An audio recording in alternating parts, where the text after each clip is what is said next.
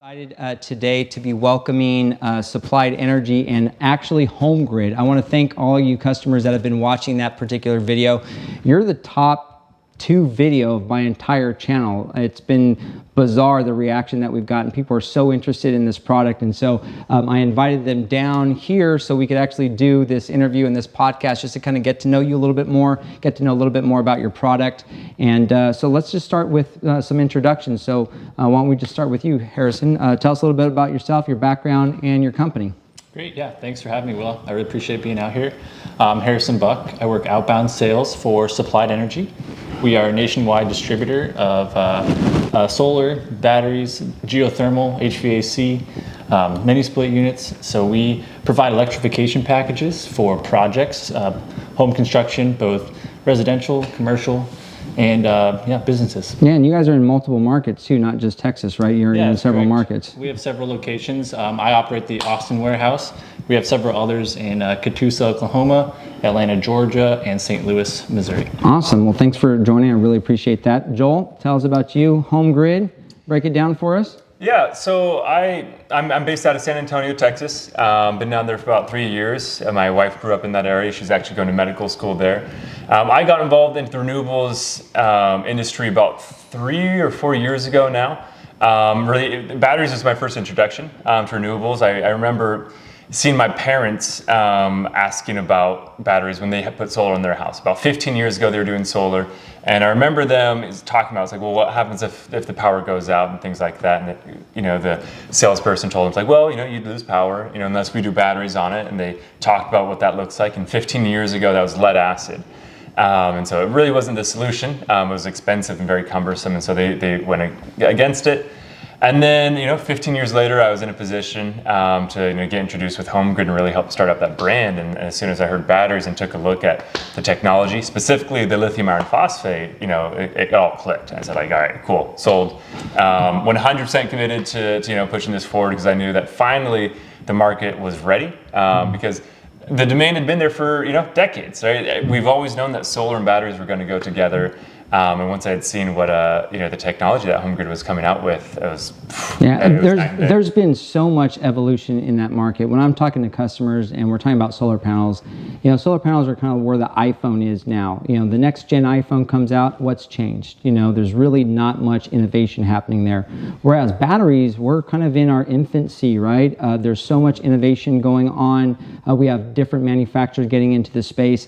When I first started with this business, batteries was not part of my profile. It wasn't part of the packages because I didn't have confidence that batteries for the price point would be able to deliver to the customer what I was hearing from their feedback that they wanted. They wanted whole home backup, and these batteries, the Encharge Enphase product, the Tesla products, even with the Generac Power Cell products, they market these things as though they're whole home, but once you look at the data sheets and you see the specs, they're not able to produce the amp output. They're not stackable, they're not modular, they're not really easy for installers to service. And so when the HomeGrid product came online, I was skeptical. I remember you reached out to me. I don't know how you found me, but you reached out to me and said, hey, Will, we have this product called HomeGrid batteries. We should connect. I saw you were in San Antonio. I reached out to you because I'm always interested to see what new products are there. You sent me the spec sheets, and almost I couldn't believe it. And then you sent me the price points, and I'm sitting here going, this is going to be a game changer. And so we started onboarding your product, I think, mid last year. And now I've gone from recommending generators as the primary backup power source or the primary source for that constant power that folks need, specifically here in Texas. And now I'm a battery guy. So one of the things that we're going to be doing today is unboxing the battery package that I bought for my own personal home and my personal system. I went through all the different products again just to make sure that I wasn't making a mistake, but really HomeGrid, hands down, you guys were the winner, and I'm excited to be installing you. Yeah, no, we appreciate it. It always feels good to win something every now and again. But it was very cool entering the market and seeing what had been offered to homeowners and consumers at that point, right? You mentioned Enphase or Tesla, these other batteries. one of the big differences between where HomeGrid was entering and where these other companies were is that output, right? You talked about the whole home backup or even the whole home capable, right? Being able to actually turn on an air conditioning unit isn't something that you can take for granted. Most of these homeowners, when they were looking or considering battery systems, they expect, okay, I'm going to spend a decent amount of money, well over $10,000 in a lot of cases.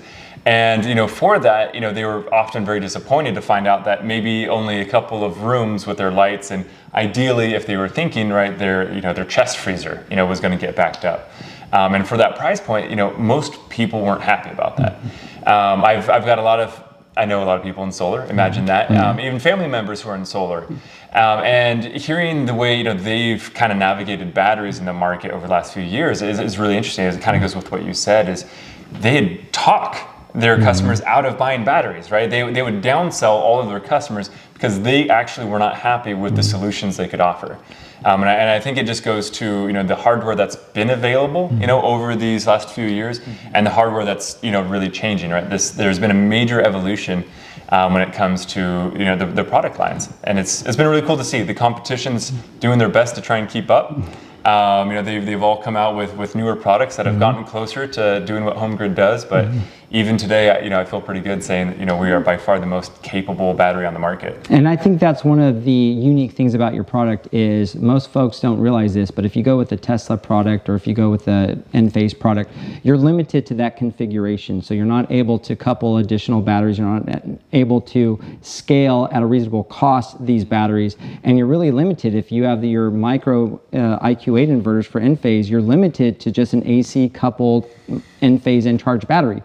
With a Solarc or a hybrid inverter or SolarEdge or some of these other inverters that HomeGrid is capable and compatible with, it just opens up your options as a consumer. So you don't necessarily have to buy the battery up front, but if you think about how you want to design your system and you want to install a battery later, it's a great thing to plan in is what type of inverter am I using, what solar batteries are available on the market that integrate with that system, and HomeGrid integrates with quite a few products, correct? Yeah, we're entirely brand agnostic when it comes to our inverter partners there. I would say Solarc is definitely the number one inverter that we install with today. Specifically with that, I would say the 15 kilowatt, right? The 15K over at Solarc has been a real game changer on the industry. I got two of them, so I can tell you they work. They're beasts. They're workhorses. They're amazing. That's what's running on my home right now as well. I would say for HomeGrid, probably about 90% of our projects are going in with Solarc, and I know I personally recommend them when I'm sizing and looking at projects because they're dependable. That's what I trust for my own house, and all of my customers have been very, very happy. So Harrison, let's talk about how HomeGrid fits within the packages that supplied energy. When we had you on the channel, you were talking about your 4-step process. You were talking about how you look holistically at not just how much solar can we put on to generate, but also how efficient can we get that home, and thinking of it as a total profile. So where does HomeGrid fit in? Where does battery storage fit in to that 4-step process?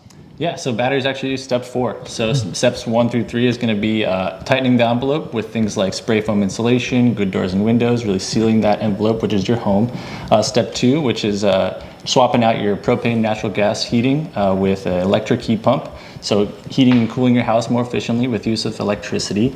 And then powering that heat pump and all your other loads with your solar array on your roof, and then storing in a battery for use at a later time. And so then again, that concept of power is on site and you're independent within your home. So that's step 4 for supplied energy. So have you seen the battery market change? I'm sure you have, as I have. What are some of the drivers of why customers are choosing a battery and not just going with a traditional standby generator? I'd say that people are going for batteries because of it's renewable, it's green. You can use your power from your roof to charge it, keep it charged. You don't have to keep putting in propane or natural gas in your generator. It's expensive, right? Expensive, yeah. And there's oftentimes they'll have maintenance programs, right, that you have to pay for year on year on. Some of those are $750 a year just to go and change out your oil filters, your air filters, and just inspect the unit. And with batteries, the sun just comes up the next day and recharges it. You're not having to call the propane guy out. And what most folks don't realize is if you're in an extended outage, 1 week, 2 weeks, you're going to run out of propane very, very quickly. And so for some of these customers, particularly in Texas, that they live in rural areas, getting a propane guy out there to refill your tank, that's going to be expensive. It's going to take a long time versus batteries. You just wait for the sun to come up. Especially in like a natural disaster sort of scenario, maybe the lines are down, you can't get propane to your home. You want to be able to have it electrified and on site. And even with generators, if you look at other types of fuel generators, diesel fuel generators, gasoline. I think, some folks that are watching this, maybe we're around in the 80s and you see the long lines and the rationing of gasoline. We are not too far away from that kind of situation happening again, where you have a massive outage, you have a shortage of gas and fuel, and you have these long lines, they're rationing out the gallons, and then how long are you able to sustain your power with that type of generator? Yeah. Well, fuel pumps run on electricity, which is a kicker. I remember during the snowpocalypse in San Antonio, just trying to put some gas in the car. I was like, oh, well, actually, we're gonna have to do that next week because everything's closed up. So the fuel stations, you couldn't get out of town because you're not gonna have access to fuel. With the generators, I see them as a very common add-on for off-grid applications. For people who say, I want entire, complete resilience, but I want to get rid of the grid entirely. For those customers, oftentimes they still see generators and they can make a lot of sense. And for customers like that, they say, well, I have a generator, why do I need a battery? And it's because it's like the battery helps you save fuel. And so if you have 3 days in a row where the sun doesn't come out and you can't charge your battery, that's when you'll be able to use your generator. And you will have saved so much cost on fuel by just having that battery available. That your whole system's going to run. Yeah, it's a redundancy, right? So for folks really concerned with energy independence, whether it's living off grid or it's being able to sustain a long-term outage like we saw with snowpocalypse back in 2021, the generator is a great add-on because we could tie that generator into the solar and provide that recharging using the generator. It burns very little fuel. We'll get the battery back up to where it needs to be, and then you're off the battery again. Then when the sun does appear, then we're refueling it through that renewable source. Right. They call that Gen Assist, correct? Gen Assist. There you go. There you go. So let's talk about what makes HomeGrid unique, not just in its capacity and capability, but in its modularity. So one of the things I really like about the HomeGrid battery is you're not just forced to choose from a product line of 1 or 2 batteries and that's it. With Encharge, they'll have a 3 kilowatt and then you have your 10 kilowatt, and they just came out with a 30 kilowatt, but that's it. There's not a lot of modularity there. With HomeGrid, especially if I'm cost conscious, I could get into the game, I could get into that product at a very low price point, and then year after year or whenever I get some additional funds, just stack on more batteries, and now I have expanded capability. I could buy another complete setup and parallel them together and go off grid if I wanted to. Yep. That's a really nice part about it, adding it later down the road. Yeah. I would say probably 30% of the customers that I've seen in the Texas market have upgraded their battery within 12 to 18 months. They see how much power they're using. Oftentimes, if you have solar, you use more power. I know for myself, you kind of crank down that AC a couple extra degrees once you know that the sun's making your power. Because you're not seeing those bills and you're going, let's do it. Yeah. I'm ready to be comfortable, right? It's like I paid for the solar, I want You my stop AC. yelling at the kids, shut that door, because it's like, hey, I'm getting it from the sun, right? And then a year later, you realize, suddenly I use a lot more power than I thought. And so, boom, they'll throw another module on there, and they're good to go. One of the really cool things with HomeGrid that we do is the modules themselves hold their own warranty. So if you're going to come in and you're going to upgrade your battery year 2 or 3, those new modules that you purchase are going to have a full 10-year warranty, right? And that's tracked within the modules. And so we have our app and everything like that, which is already on the App Store and Google Play Store. And as more of the features become available for our customers, you'll be able to see, exactly where your battery capacity is. And as it stands with the physical battery unit on the screen, it will actually show you what your degradation is, right? And so as that battery cycles through, right, in its life, year 5 or 6, we're going to put it right on our chest and tell you exactly how healthy that battery is. That's something that makes us very unique. We want homeowners to have that control and that confidence in their system. And also with that modularity, if one of the battery modules goes bad, the whole battery doesn't get taken down. You could just remove that failed component, send it in, wait for the warranty work, and then you get it, but you're still in your battery, so you're not having to wait months, you know. Often we will we'll ship the battery first. We don't even wait for them to come to us. With people like Supplied Energy, they will have modules in stock, and this has been very, very rare. I've had extremely, I can't actually think of a specific case here in Texas. I've had to replace a module like that. But if we ever need to, we could pull one out of the warehouse. It's very reliable, it's stable. I like that it's local. So the batteries that came today, why don't you tell me where those came from and what that supply looks like? Because I was super excited about how quickly I was able to get access to those batteries once I decided HomeGrid's it. Yeah, so our warehouse is in Austin currently, but I think, Joel lives in San Antonio. We were able to connect. We met in Austin this morning, threw him in the back of the truck. And it's true that you'll hand deliver every single battery in Texas, right? Just me? I would love to. Just me. So let's talk about what I'm seeing. What I'm seeing with customers is they're saying, I want to be able to run my whole home, my AC, my deep freezer that has hundreds, if not thousands of dollars in beef there. I want to be able to have access to my water well pump because I'm out in the county. We don't have city water. I want to be able to just get access to that. But guess what? You can't run those things when the grid's out and you just have a very small portable generator. Or you can't run those things with some of the other battery products that are out there on the market. So what I started to do last year is I was pressing generators first because the price point really wasn't there. And then the more I started looking at the HomeGrid, I started to give them a shot. We did 1 install, 2 installs, and the customer feedback was so amazing. I was surprised. They like it. They like how it performs. They like how they're able to monitor and how it integrates with their existing system. So I've started to just be more HomeGrid battery oriented when I'm talking to customers, and I've not had any issues with the actual product so much that I have the confidence to put it in my own home. Yeah. And the way it looks too.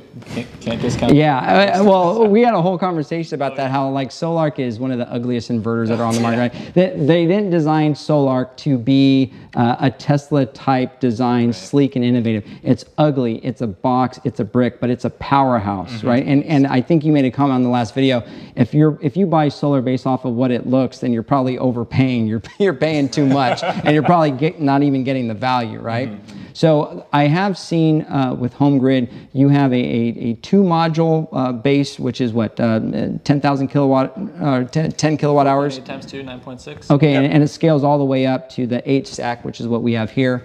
And then how many of those can you parallel together? So yeah, you could go 15 deep with those 40 kilowatt hour batteries. It gives you just shy, I think, 376 kilowatt hours. So I mean, which is massive, which is absolutely massive. Yeah. If you use that at home, like you're manufacturing something. If you use that at home, you're not watching this video. Yeah, exactly. We've done mega mansions, 15 to 20,000 square foot. We've done literal private islands in the Bahamas. Ironically, the Amish do a lot of installs like that. That makes sense. It's a fun thing to see. Entire community skip fossil fuels and jump right into clean energy. And so, it's cool to see that it's so widely accepted by groups that you genuinely would not expect. We can go from very, very small to very, very big. And that's where the homeowners, I think, really like this product, knowing that when I pay for this system, it's future-proofed, right? If I need to add more to it later on, I can add more to it, and I'm not gonna have to double down on something that's gonna be out of date. You can build it from the ground up without having to just engineer this crazy system. Well, let's talk a little bit about lifespan. So one of the negative drawbacks, if you will, about batteries is that they don't last as long as your solar panels. Your solar panels will be up on your roof, 25, 30-year warranty, but they'll last 40, 50 years. I mean, we have solar panels powering the International Space Station, that have been up there for a while. So how long do batteries last, specifically the HomeGrid, and what is some of the value that you see customers get out of it, even though it may not be a 30-year product? Yeah, so one of the big pieces for HomeGrid is we're using lithium iron phosphate. And this is becoming, even since last time we had a video together, it's already become more and more common within the industry. A lot of big groups, even Tesla right now, is kind of moving back towards lithium iron phosphate, right? They realized that the NMC chemistry was not the right fit for a home. And so with the lithium iron phosphate, it's a much longer lasting chemistry than the typical lithium chemistry we're used to. So the typical lithium chemistry is what's in your phones, your laptops, in most of the devices we're familiar with, or these electric cars. And right, as I'm sure you're familiar and we've all seen, right, my phone after a couple of years, my battery life is nowhere near 100%. And so if I'm looking at a product that's supposed to last over 10 years, how can I do that with that type of chemistry? And so lithium iron phosphate has a very long lifespan. We really expect these batteries to be lasting around 15 years is when you'd expect to start looking towards replacement. I can't, I'm not a fortune teller. I won't tell you where things are, and a lot of it will depend on where they're installed, how much heat was available to these batteries, if they're just getting pounded, for 10 years straight, or if they're in an temperature controlled unit. We'll see variations, but around 15 years is when I would expect to see it. But our warranty is a 10-year standard for the industry, and we measure that through throughput. And so rather than saying, if you cycle down from 100% down to 80 and then charge it back up in a cycle, we would only measure that as 20%, right? And so it would be X amount of capacity, and we kind of add that number up long term in about 10 years. And it's not just the battery chemistry, the lithium iron phosphate, it's also your battery management system, your BMS. Talk to us a little bit about what the BMS is, how it's been designed, and how it interfaces with the battery, and what are some of the capabilities that this BMS offers to extend the battery life? Yeah, no, that's something that I actually personally I leave out a lot of times. It's a little bit more technical. It's a great feature. It's totally technical, but my viewers can handle it. I love it. They can take it. So the BMS, if you're looking at a picture of a stacked battery, is going to be that top gray piece there. And our battery is intelligent in multiple ways. So the top piece is going to be what controls all of the modules in the system, as well as what communicates with the solar converter. It has the safety features in there, the disconnects, the contactors, right, to keep everyone safe who's going to be using the equipment. But when it comes down to the ability to protect the battery and the way the battery charges and balances and cycles, there's some really cool things that we've done. HomeGrid is, our parent company is Lithion. They've been doing this chemistry for 25 years. Yeah, they're huge. They're titans in the industry. So, they've got relationships, Boston Dynamics, they work with Disneyland, the military, medical, they've got a huge range of things and a lot of experience there. And so when it comes to us managing our own batteries, and having the right hardware, we have literal experts, who've been in the industry for decades to support us on that. And so with our BMS specifically, we can manage ourselves in really two ways. We have active and we have passive management. The active management is controlled by the top of BMS with every individual module on the stack. So all of those white 4.8 kilowatt hour blocks. And each of those blocks have their own BMS built into it. And so those modules will communicate with the BMS, right? And this is why it's a very intelligent system. So if we have a newer module with more capacity that was added to the stack maybe year 5, we will know how much capacity is left, right? And so that BMS can be intelligent about what stack needs to get, or what module needs to get the power, which ones to turn off first, which ones to continue to charge, and be able to navigate that very, very effectively. And then within those systems, right, we have our own BMS inside the module for those 15 cells, and it can actively, disconnect. It can turn things off. It has MOSFET switches, as well as in between the cells, there's what would be called resistive balancing. And so as they reach their top charge, they'll start to burn off very, very minimal amounts of energy in the milliamps range, and that will passively balance each of the cells. And so there's a lot of very cool ways that this thing's work, and it's multifaceted. Well, I don't want to wait any longer. I want to dive into the unit. So let's go ahead. Let's do an unboxing, and we'll take a look at the unit.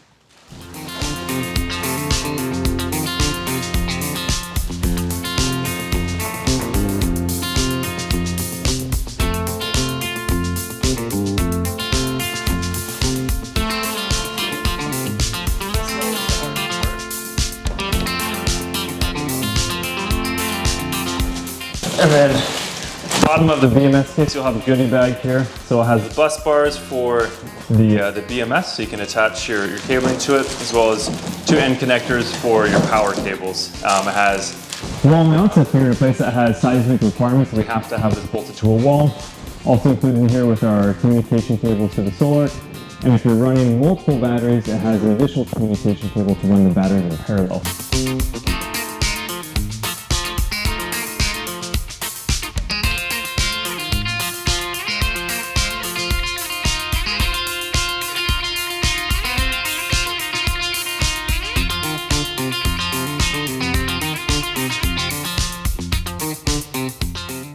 So as you're pulling these modules out, you're going to find little stickers on the front and on the back here.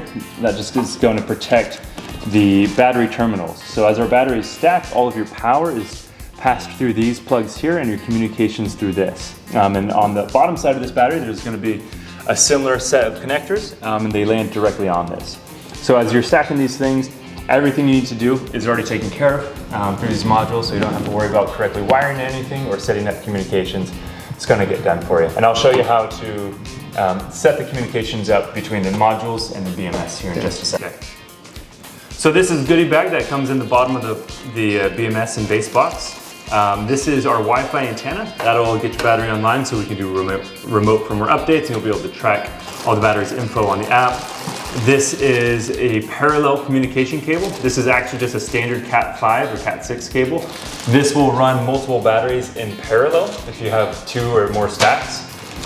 This cable here is actually our communication cable to the inverter. So you can see it's labeled battery side, inverter side. We're trying to make it as dummy proof as we can for you. A couple of brackets here. This is for seismic requirements, or if you want extra security, if your battery bolted to the wall. That's going to be these 2 brackets. So here are all of the screws you'll need to attach your battery cables, the BMS bracketry, as well as a couple of extra Cat 5 cables if you have to make it a longer communication cable for your inverter.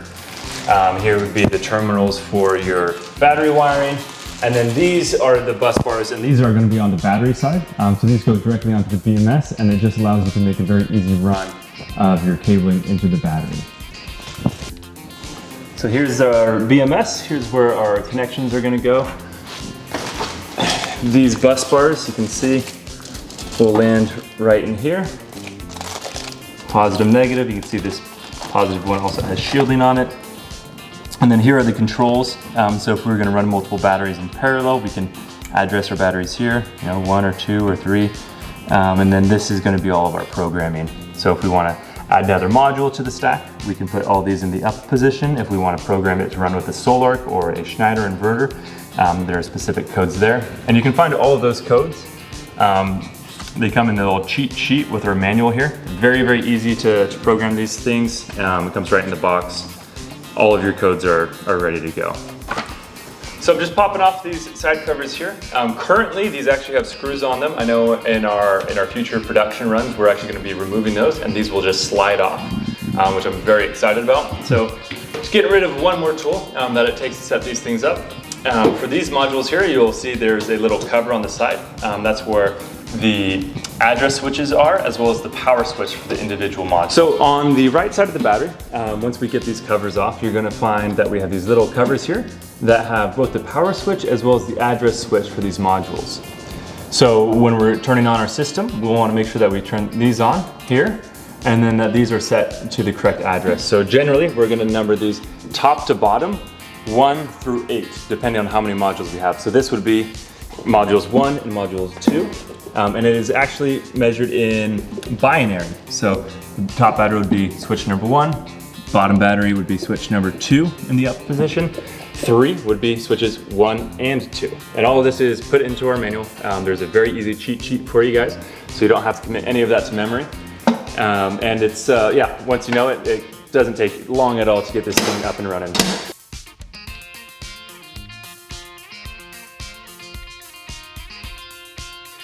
So now that we have 2 modules on this battery, which is going to be the minimum size for a HomeGrid battery stack, what we're going to do is we're going to turn on these modules, and then we're going to be able to turn on this BMS here. And so you're going to want to turn on the modules before you turn on the BMS, and you'll see a little green light that turns on next to these power switches.